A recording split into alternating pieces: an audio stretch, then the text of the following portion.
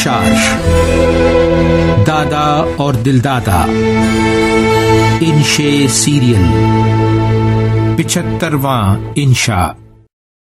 شارق علی ہاتھوں میں پلے کارڈ اٹھائے ہجوم نعرے لگا رہا تھا۔ ہیلتھ یونٹ کی بندش نامنظور۔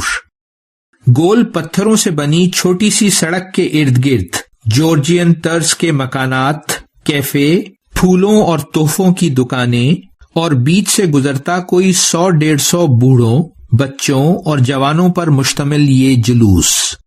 نہ کوئی توڑ پھوڑ، نہ خوف و ہراس، کاروبار حسب معمول جاری۔ مظاہرے سے زیادہ میلے کا سما تھا۔ دادا جی ویسٹ ویلز کے تاریخی قصبے ٹینبی کا ذکر کر رہے تھے۔ بولے، ہمارا قیام قصبے سے باہر کیروان پارک میں تھا۔ 4 بستروں کا سفید کیروان، چھوٹا سا کچن، لیونگ روم، گیس، بجلی، پانی اور انٹرنیٹ بھی مہیا۔ نسبتاً اونچائی پر واقع چھوٹا سا خوشباش قصبہ ہے ٹینبی۔ ایک جانب سنہری ریت کا پرسکون ساحل سمندر اور چھوٹی سی بندرگاہ میں کھڑی دلکش کشتیاں، اور دوسری جانب سرسبز و شاداب وادی کا حسین منظر۔ سمندر کا پانی اتنا ٹھنڈا کہ نہانے کی ہمت نہ ہوئی۔ مجھے تو دور تک ساحل پر ٹہلنا اچھا لگا۔ 15ویں صدی کے ٹیوڈر تاجروں کے گھروں کی سیر بھی کی، جو اس قصبے کے سنہری دور کی یادگار ہیں۔ جنگی اہمیت کی فصیل کی باقیات بھی دیکھیں، جو تعمیر کرنے والوں کی مہارت کا ثبوت ہیں، اور نہ جانے کتنی بھولی بسری کہانیاں سمیٹے ہوئے۔ ایک چھوٹا سا ریلوے اسٹیشن بھی ہے وہاں۔ صفائی، منظم راہگیر اور ٹریفک، تہذیب اور شائستگی، قانون کی پاسداری اور تحفظ کا احساس بہت اچھا لگا۔ پھر ہمارے ملک میں اتنا انتشار کیوں؟ میں نے دکھی ہو کر پوچھا۔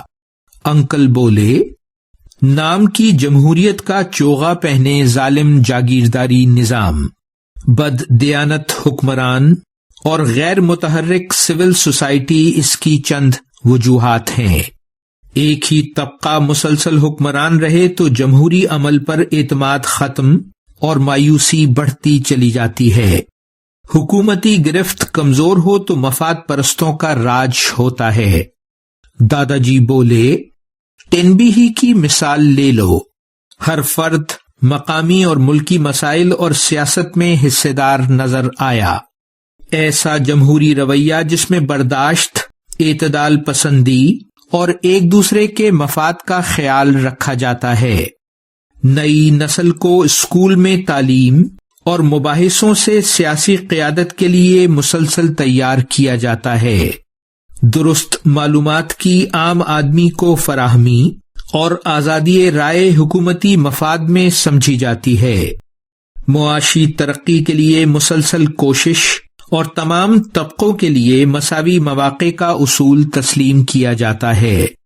یعنی آپا بولیں، ہم جیسے ملکوں سے انتشار کا خاتمہ تب ہوگا جب گلیوں اور محلوں کی سطح پر عام لوگوں کی شمولیت سے سچی جمہوریت قائم ہو جائے اور موجودہ مفاد پرست اور جاگیرداری نظام کو جڑ سے اکھاڑ پھینکا جائے۔